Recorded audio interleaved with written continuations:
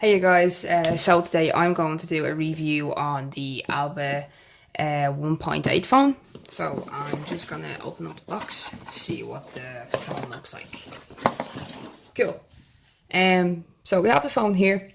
As you can see, it's a really small phone. You wouldn't really feel it in your pocket or anything like that. The screen size is only 1.8 inches, which means that people can barely read anything that pops up on the screen.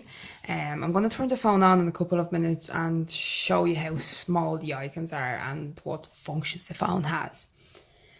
Cool. So now when we turn the phone around, the phone is made from plastic. And when you go down to the left bottom corner, just here, you have a little dent. You can put your fingernail into it and kind of pull. So that's how you open up the back. Cool. So you have the back of the phone. You have the battery there, which is supposed to last you for at least a week. And the charging time is about an hour and a half to charge the phone fully. And then you don't need to charge it for another week, which is great. You don't need any power banks, travel batteries, or anything like that, which is kind of awesome. That's why I really like button phones, because the battery life on it is amazing. And you wouldn't really get that with today's smartphones, except for the Nokia 2, as far as I'm aware. It lasts for about 2 working days. But this one's a week, so that's a winner if it comes to the battery. Now, so when we take the battery out, just like that. Now, you will notice that even though it is a really cheap phone and it is a very basic phone, it does have some features that most of the phones wouldn't have. For example, it has 2 SIM card slots, okay? So, SIM card slot number 1 and SIM card slot number 2. So basically what you do is you put your SIM card into it. With this phone you can use 2 networks at once. You can use 2 mobile phone numbers at once, which is kind of awesome.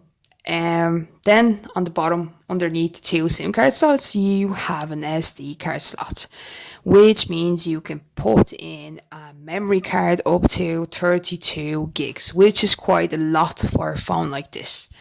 For a phone that isn't a smartphone, 32 gigs is a lot, because you're mainly going to have pictures on that and maybe some songs, videos, or something like that, because you wouldn't have any apps on it, because of course, like, it doesn't take apps. It's not a smartphone.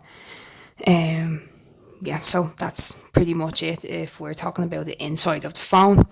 So we're just gonna put the battery back in. Cool.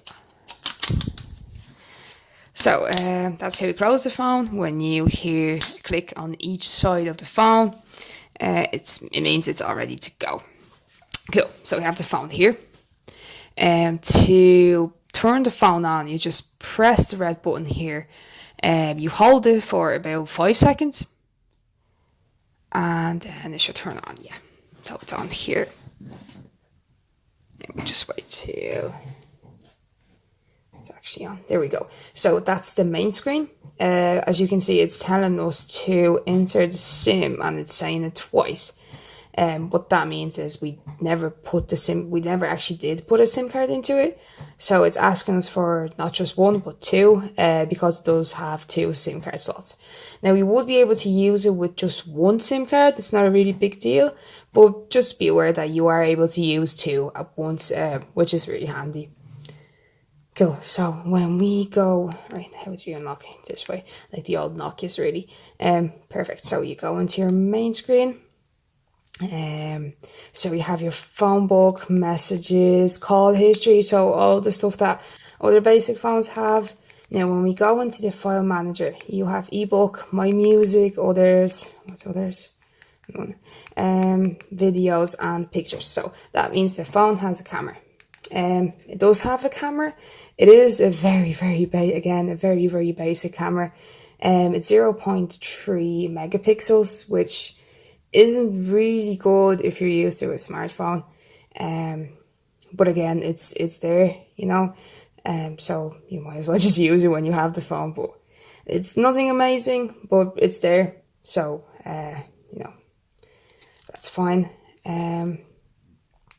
What else is there?